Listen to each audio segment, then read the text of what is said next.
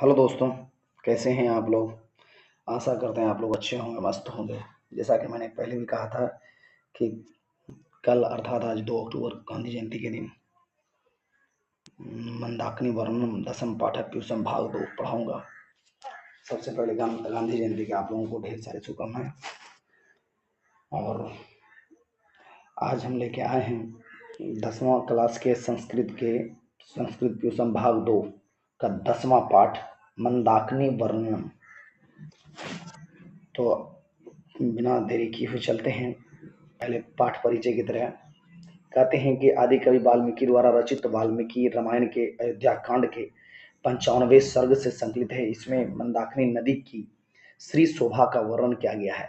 वनवास क्रम में राम पत्नी सीता तथा अनुज लक्ष्मण सहित चित्रकूट जाते हैं। वहीं कलकल छल छल करती मंदाकिनी नदी की शोभा का वर्णन करते हुए श्री राम जी सीता से कहते हैं कि हे सीते, प्राकृतिक सौंदर्य से युक्त इस नदी को देखकर चित्त प्रसन्न हो रहा है। कवि महर्षि वाल्मीकि ने इस सौंदर्य का वर्णन अनुष्टुप छंद में किया है। इस नदी की शोभा का वर्णन महाकवि कालिदास ने भी रघुवंश महाकाव्य के 13वें सर्ग में किए हैं। चलिए बिना देर किए हुए हम पाठ की ओर बढ़ते हैं। तो ये है आपका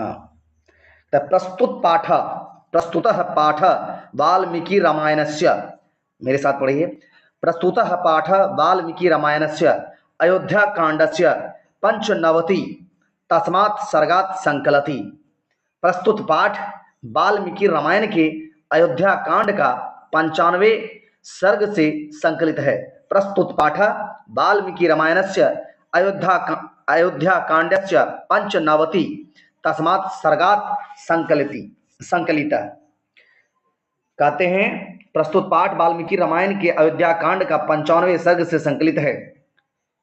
आगे कहते हैं वनवास प्रसंगे रामः सीतया लक्ष्मणेन च सह चित्रकूटं प्राप्नोति।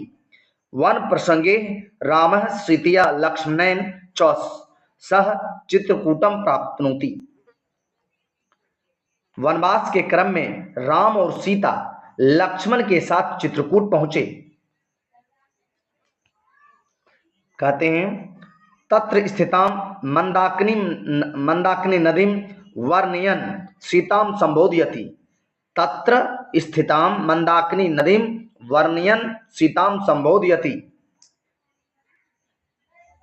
चित्रकूट स्थित अर्थात वहां पर, तत्र स्थित वहां स्थित अर्थात चित्रकूट पर स्थित मंदाकिनी नदी का वर्णन करते हुए राम जी सीता को संबोधित करते हैं। इयं नदी प्राकृतिक रूपादाने इयं नदी प्राकृतिक रूपादाने सम्मिलिता चित्तम हरति। इयं नदी प्राकृतिक रूपादाने सम्मिलितम चित्तम हरति। कहते हैं यह नदी प्राकृतिक उपादानों से युक्त होकर अपने सौंदर्य से चित्त को हरण करती है। ये कथा, ये प्रसंग जो दिया गया है यह रामायण से लिया गया है। जब भगवान श्री रामचंद्र जी अपने पिता श्री दशरथ महाराज के आदेशानुसार वन को गमन करते हैं, वन जाते हैं, तो उनके साथ उनके अनुज भ्राता लक्ष्मण और उनकी पत्नी माता सीता साथ में थी। चलते चलते जब वो चित्रकूट पर पहुंचती हैं तो चित्रकूट पर पहुंचकर वहां पर बहती हुई नदियां के सौंदर्य के बारे में बताते हुए माता सीता से कहती हैं कि यह नदी प्राकृतिक उपादानों से युक्त होकर अपने सौंदर्य से मन को हरण करती हैं। फिर आगे कहते हैं अस्या वर्णनम कालिदासो रघुवंश काव्य अपि त्रयोदश सर्गे करोति। कहता है इसका वर्णन कालिदास ने भी रघुवंश महाकाव्य के त्रयोदश सर्ग में 13वें सर्ग में किए हैं, त्रयोदश सर्ग में किए हैं। फिर आगे कहते हैं महर्षि वाल्मीकि मंदाकिनी वर्णने प्रकृते यथार्थम चित्रणम करोति।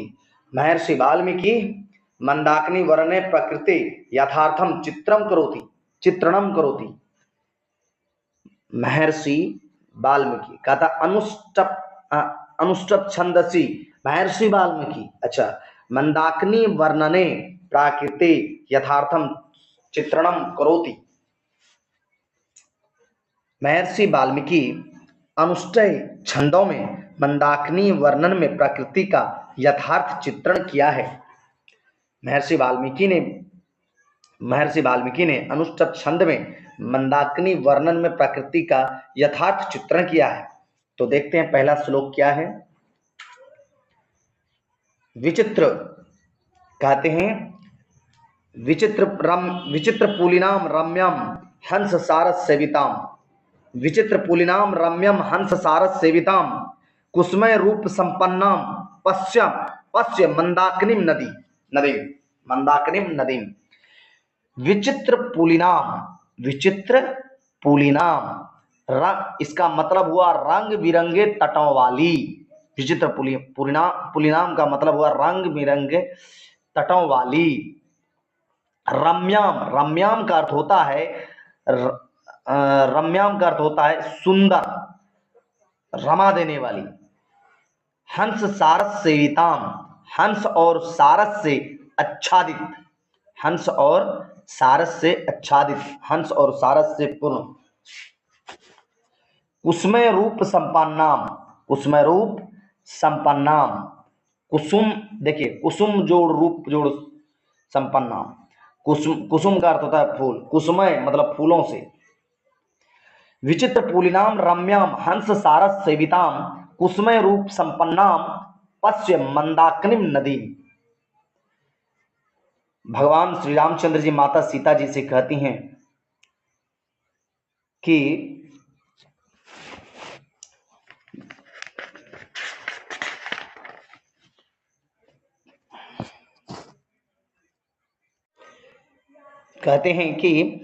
हे सीते, मंदाकिनी के हंस सारस आदि पक्षियों से सेवित और सुंदर फूलों युक्त किनारों को देखो। भगवान श्री रामचंद्र जी माता सीता से कहते हैं, हे सीते, मंदाकिनी के हंस सारस आदि पक्षियों से सेवित और सुंदर फूलों युक्त किनारों को देखो। कुसुमे रूप संपन्नाम, कुसुमे जोड़ उप संपन्नाम विसर्ग संधि का ये है उदाहरण है। तो विचित्र पुलिनाम रम्यम हंस सारस सेविताम कुसुमे रूप संपन्नाम पश्य मंदाकिनीम नदी। हे सीते, हंस सारस पक्षियों से सेवित और सुंदर फूलों युक्त किनारों को देखो। ये अगर इस श्लोक का भाव जानना चाहेंगे तो भाव ये है, कवि वाल्मीकि के अनुसार भाव ये है कि वनवास काल में श्री राम पत्नी सीता तथा भाई लक्ष्मण के साथ चित्रकूट जाते हैं। वहां कलकल छलछल करती मंदाकिनी नदी की निर्मल जलधारा में खिले फूलों तथा क्रीड़ा करते हंस सारस को देखकर प्रसन्न हो उठते हैं। श्री राम सीता का ध्यान उस ओर आकृष्ट करते हुए कहते हैं कि हे सीते, रंग बिरंगे तटों वाली मंदाकिनी नदी को देखो। इसमें खिले फूल तथा जल विहार करते हंस सारस पक्षियों को देखकर मन में आनंद रस का संचार होने लगता है। तात्पर्य यह है कि चित्रकूट प्राकृतिक उपादानों से इतना संपन्न था कि राम भी वहां के सौंदर्य से आकृष्ट हुए बिना नहीं रह सके। अब अगला श्लोक देखते हैं। कहते हैं, नाना विधेर स्थिर रुहवृताम, नाना विधेय स्थिर रुहवृताम पुष्प फल द्रुमः राजंतिम राज रजस्य नलिनीव सर्वतः। नाना विधि रुहे वृताम पुष्प फल द्रुमय, नाना विधि रुहे वृताम पुष्प फल द्रुमय राजंतिम राज रजस्य नलिनीव सर्वतः। कहते हैं भगवान श्री रामचंद्र जी, हे सीते, यह मंदाकिनी विभिन्न प्रकार की लता गुल्मों और विभिन्न सुंदर फूलों तथा फूलों तथा फल युक्त वृक्षों युक्त इसके तीरों की शोभा कितनी किसी महाराजा की पुरुषकारिणी जैसी प्रतीत होती है। इस श्लोक में शब्दों और अर्थालंकारों की छटा बड़ी मनोहारी है। कहते हैं नाना विधेर नाना नाना विधेर स्थिर रोहेवृताम पुष्प फल द्रुमय राजंतिम राजरजस्य नलिनीमेव सर्वतः। हे सीते, यह मंदाकिनी विभिन्न प्रकार के लता गुल्मों और विभिन्न सुंदर फूल तथा फलयुक्त वृक्षों युक्त इसके तीर की शोभा किसी महाराज की पुरुषकारिणी जैसी प्रतीत होती है। इस तट की शोभा ही यहाँ की वातावरण को और भी मनोरम बना देती है। कहते हैं भगवान श्री रामचंद्र जी उस नदी की अद्वितीय शोभा का वर्णन करते हुए कि माता सीता से कि हे सीते, किनारे पर उगे हुए फल फूलों से घिरी नदी ऐसी लगती है जैसे कुबेर का सरोवर हो। तात्पर्य यह है कि जिस प्रकार कुबेर अपने सरोवर की सुंदरता के लिए उसके चारों ओर पेड़ पौधे लगवा देते हैं, उसी प्रकार प्रकृति ने मंदाकिनी नदी की शोभा बढ़ाने के लिए इसके किनारे पर फल फूलों के वृक्षों से सजा दी है। अर्थात मंदाकिनी कुबेर के सरोवर सा प्रतीत हो रहा है।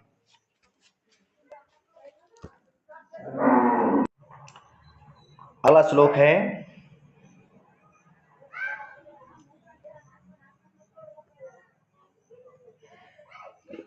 है मृग यूथ निपितानी संभाषित संप्राप्तम मृग यूथ निपितानी कलु संभाषित संप्राप्तम तीर्थानि रमणीयानि रतिम संजयंती में। मृग यूथ निपितानि कलु संभाषित संप्राप्तम तीर्थानि रमणीयानि रतिम संजयंती में।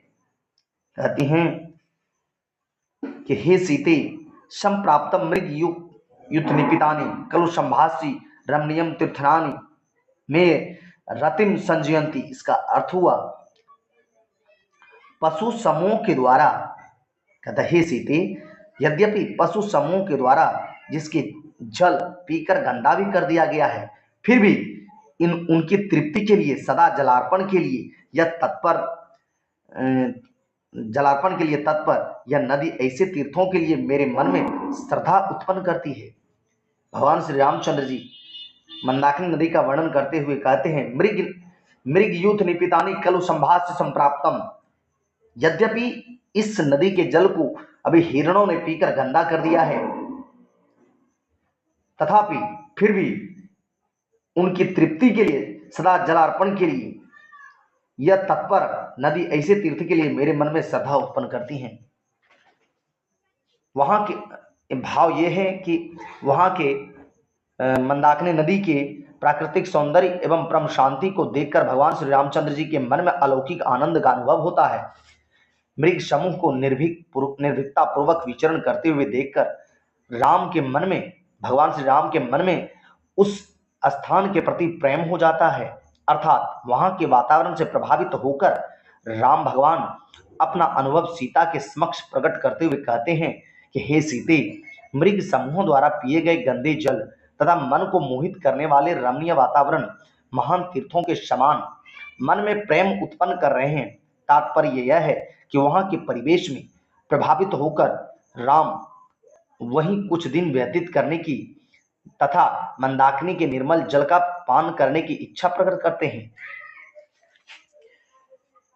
शॉर्ट शब्दों में अभी के दरमियान में कहा जाए तो उस समय तो भगवान श्री रामचंद्र जी को वनवास मिला था। अभी कहिए, अभी के युग में लोग वनवास तो नहीं, ब्याह करके कहाँ जाते हैं,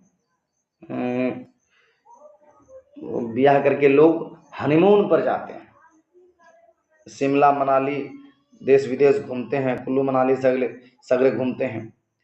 उसमें भगवान श्री रामचंद्र जी को ब्याह के बाद बाहर निकलने के लिए माता सीता के साथ मौका मिला था, तो संयोगवश इत्तेफाकवश उन्हें यह पिताजी के आदेश से वनवास के रूप में काटना पड़ा। माता सीता नई नवेली दुल्हन थी, उन्हें उनके मन बटारने के लिए जंगलों में दिख हर चीज का वर्णन करते हुए भगवान श्री रामचंद्र जी ये प्रयास करते हैं कि माता सीता खुश रहे, उन्हें किसी प्रकार की कोई चिंता ना सताए। चलिए अगला श्लोक चलते हैं। नहीं, ये जो भी कुछ बाद में मैंने बोला ये मेरे मन से था। जटाजिन्धरा काले वल्कलो उत्तरवाससः, जटाजिन्धरा काले वल्कलो उत्तरवाससः, वल्कलो उत्तरवाससः ऋषियस्तत्त्वगाहन्ते नदीं मंदाकिनी प्रियः। चौथा श्लोक है। कहता जटाजिन्धरा काले वल्कलो उत्तरवाससः ऋषिय वगाहन्ते नदीं मंदाकिनी प्रिये। हे सीते, जटा और मृगचर्म धारण करने वाले तथा वृक्ष की छाल को वस्त्र के रूप में धारण करने वाली तपस्वी लोग भी समय पर आकर निर्मल नदी मंदाकिनी में स्नान करते हैं। हे सीते, इस नदी का महत्व ही ऐसा है।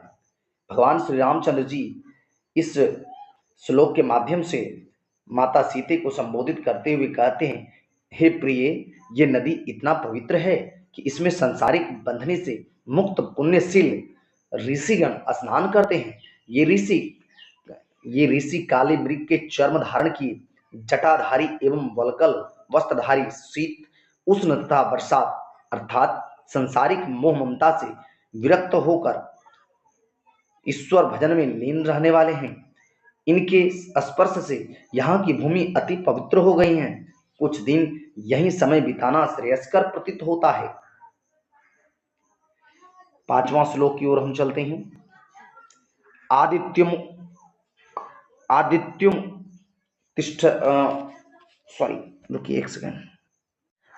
आदित्यमुत्तिष्ठन्ते नियमा दुर्वह बहवः, आदित्यमुत्तिष्ठन्ते नियमा दुर्वा बहवः एते परे विशालक्षी मुनयः संसति व्रतः आदित्यमुत्तिष्ठन्ते नियमा दुर्वा बहवः एते परे विशालक्षी मुनयः संसता व्रतः।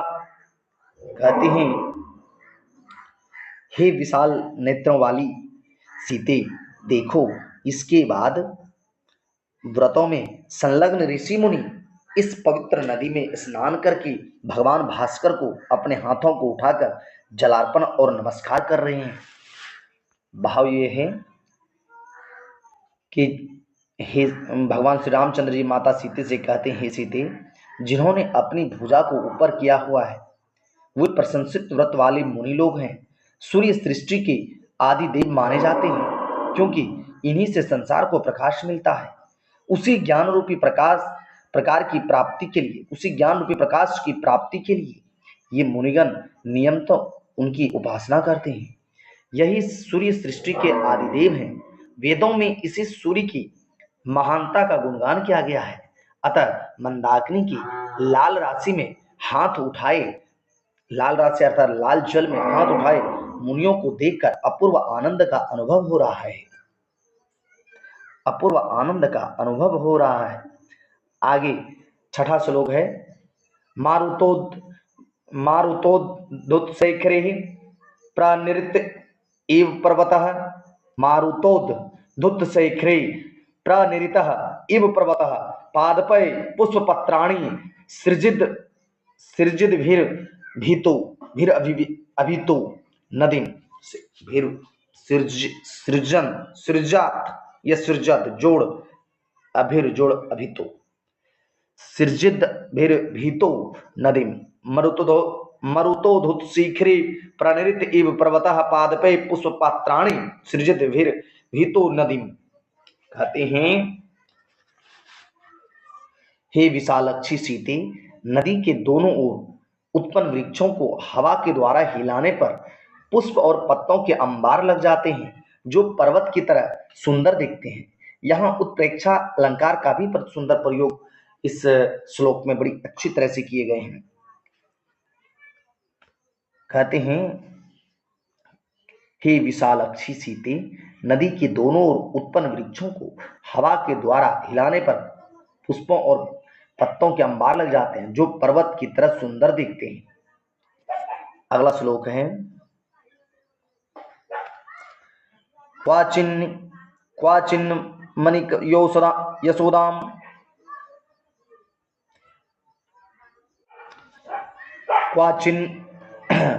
क्वाचित अनिका सोदाम क्वाचित जोड़ अनिका जोड़ असोदाम यशो निका जोड़ सोदाम क्वाचिन निका सोदाम क्वाचित जोड़ पुलिन शालिनम, तो इसको मिला के क्वाचिन पुलिस शालिनम क्वाचित सिद्ध जनाकृणाम पश्य मंदाकिनीम नदी क्वाचिन निका सोदाम क्वाचिन पुलिन शालिनीम क्वाचित सिद्ध जनाकृणाम पश्य मंदाकिनीम नदी। कहते हैं हे सीते, इस सुंदर मंदाकिनी नदी की शोभा तो देखो। कभी कभी सूर्य के किरण के कारण इसका जल मणि जैसा स्वच्छ दिखता है। यही इसके किनारे साल आदि भरे वृक्षों से जल भी हरा ज्ञात होता है। जहाँ सिद्ध जनों के सघन आवास हैं, उन्हें अपने नियम निर्वाह के लिए इस नदी मंदाकिनी की शोभा देखो। मंदाकिनी नदी का वर्णन करते हुए भगवान श्री रामचंद्र जी माता सीता को संबोधित करते हुए कहते हैं कि हे सुंदर नेत्रों वाली सीती, मणि जैसे चमकते जल को देखो। इसके सजी धजी किनारे मन को मोह रहे हैं। तो कहीं ऋषि मुनिया मतलब सिद्ध जन जो है ऋषि मुनियों के समूह को देखकर मन में नदी के प्रति श्रद्धा उत्पन्न हो रही है। तात्पर्य यह है कि नदी इतनी पवित्र तथा वन संपदा से पूर्ण है कि इसके प्रति मन में अनुराग उत्पन्न हो रहा है। इसकी विशेषता के कारण ही सिद्ध जन यहाँ तपस्या रत रहते हैं। अब अगला श्लोक देखते हैं। निर्धुतान वायुयानः पश्य विततान पुष्प संचायन पोप्लुयामान परासंस्य त्वं जल मध्यगाण निर्धुतान वायुयान पश्य विततान पुष्प संचायन पोप्लुयामान, इसको तोड़ के पढ़िएगा। पोप्लुयामान अपराम पश्य या इसको और तोड़िएगा। पोप्लुयामानान अपराम जोड़ पश्य पोप्लुयामानान जोड़ अपराम जोड़ पश्य मिला के हो गया पोप्लुयामानान अपराम पश्य। हाँ, त्वम जल मध्य गाण, कहते हैं हे सीते,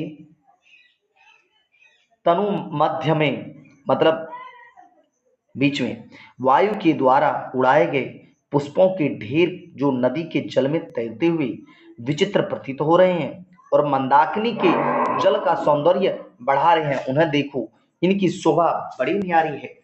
भगवान श्री रामचंद्र जी माता सीता को कहते हैं हे सीते, तनु मध्य मतलब उनके बीच में जरा देखो, वायु के द्वारा उड़ाए गए पुष्पों के ढेर जो नदी के जल में तैरते हुए विचित्र प्रतीत हो रहे हैं और मंदाकिनी के जल का सौंदर्य बढ़ा रहे हैं, उन्हें देखो, इनकी शोभा बड़ी न्यारी है। आगे 8वां श्लोक, नहीं 7वां हो गया ना, 9वां श्लोक। निर्धुतान ये तो हो गया, 9वां श्लोक हो जाएगा आपका। एक सेकेंड। तांस्ति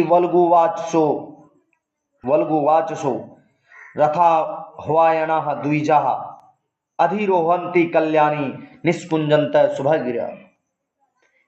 हे कल्याणी, हे सीते, चकवे पक्षी, एक चकवे नाम के पक्षी होती है जिसके बारे में करें, हे कल्याणी, चकवे अपनी मधुर आवाज में अपने साथी को बुला रहे हैं। अन्य पक्षी भी अपने मधुर चहचहाट से मंदाकिनी के पार्श्व पर्वत पर जा रहे हैं। इन पक्षियों के कलरव से वातावरण संगीतमय हो रहा है, इन्हें देखो।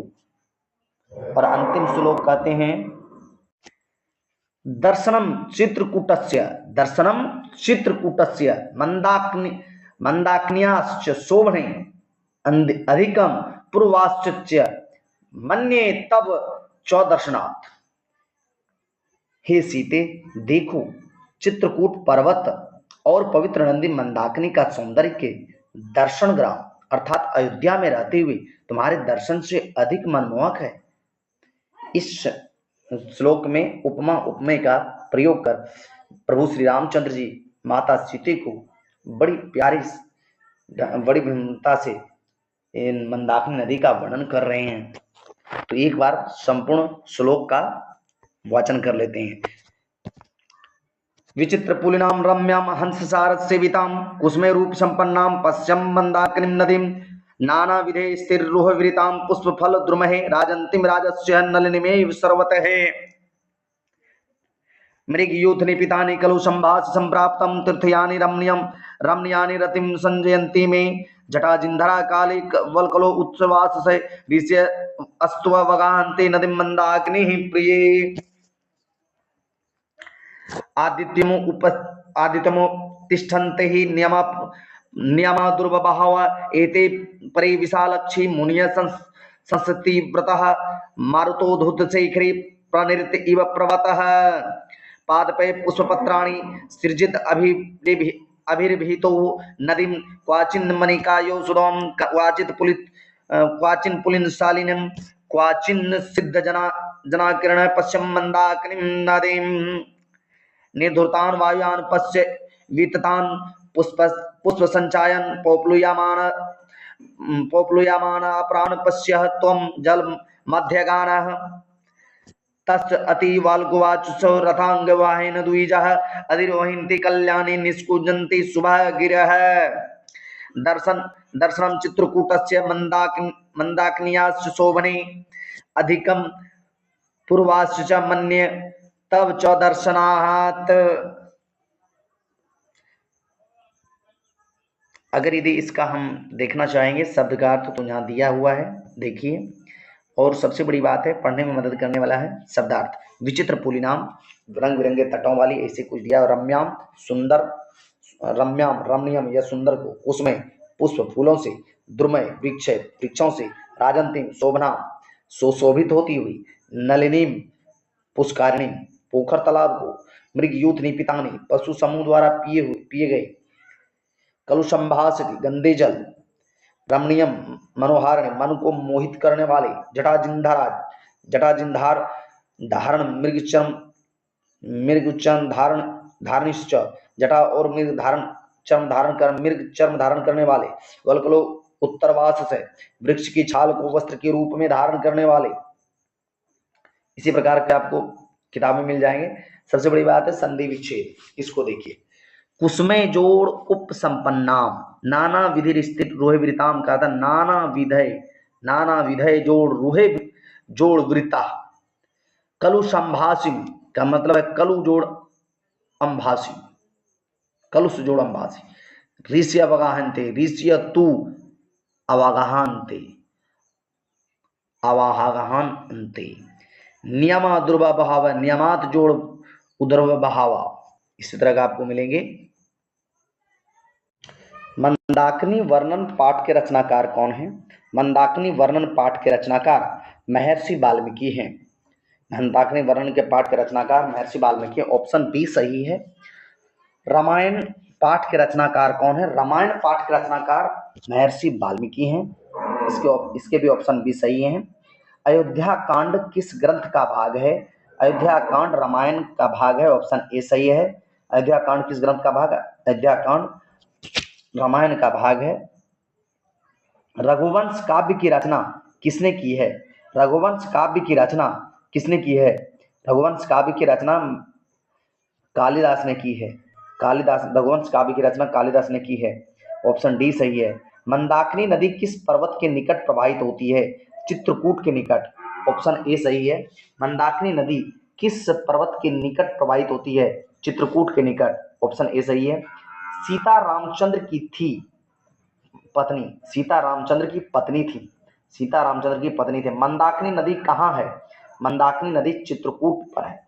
चित्रकूट पर है, चित्रकूट पर्वत के निकट है। मंदाकिनी नदी चित्रकूट पर्वत के निकट है। मंदाकिनी का वर्णन रामायण के किस कांड में है? मंदाकिनी का वर्णन रामायण के अयोध्या कांड में है। मंदाकिनी का वर्णन रामायण के अयोध्या कांड में है। मंदाकिनी मंदाकिनी मंदाकिनी वर्णन पाठ में किस नदी का वर्णन है? मंदाकिनी वर्णन पाठ में मंदाकिनी नदी का वर्णन है। मंदाकिनी नदी में कौन स्नान करते हैं? मंदाकिनी नदी में ऋषि स्नान करते हैं, ऑप्शन डी सही है। और मंदाकिनी पाठ में मंदाकिनी नदी का वर्णन है, जो कि ऑप्शन सी सही है। और मंदाकिनी नदी में कौन स्नान करते हैं? तो ऋषि, ऑप्शन डी सही है। मंदाकिनी राज की क्या करती है? मंदाकिनी राज की नलिनीमीव दिखती है, क्या दिखती है? मंदाकिनी राज क्या दिखती है? नलिनीमीव दिखती है। मंदाकिनी राज की नलिनीमीव दिखती है, ऑप्शन बी सही है। मंदाकिनी नदी किस पर्वत के निकट है? मंदाकिनी नदी चित्रकूट के निकट है। नाचने के समान कौन दिखता है? नाचने के समान पर्वत दिखता है, ऑप्शन ए सही है। ऑप्शन ए सही है।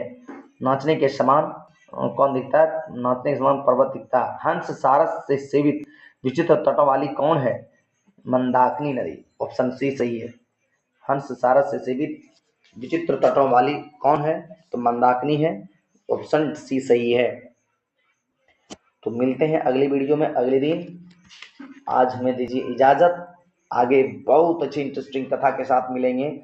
11वां पाठ 10वां वर्ग के संस्कृत प्यूसम भाग 2 के 11वां पाठ व्याघ्र पथिक कथा, बाघ और बटोही की कहानी कल लेके आएंगे। तब तक आप हमें इजाजत दीजिए, आप मस्त रहिए। और हाँ, यदि अभी तक आपने चैनल को सब्सक्राइब नहीं किया है तो चैनल को सब्सक्राइब कर लीजिए, वीडियो को लाइक कर दीजिए, लोगों में शेयर कर दीजिए। और दिए गए नंबर पर आप मदद भी, प्रोत्साहन राशि भी आप भेज सकते हैं। आप लोगों की मदद से ही हमें वीडियो बनाने का मौका मिलता है। सो प्लीज़ आप लोग यदि चाहें तो मदद कर सकते हैं, तो स्क्रीन पर दिए हुए नंबर को आप नंबर पर भेज सकते हैं। और वैसे तो QR कोड भेज रहे थे, लेकिन QR कोड आपको किसी वीडियो में मिल जाएगा। और नंबर ये हमेशा याद रखिए, 85 39 92 44 72। यही मेरा व्हाट्सएप नंबर भी है, यही मेरा फ़ोन पे नंबर भी। यदि आप लोग चाहें तो मदद कर सकते हैं। धन्यवाद।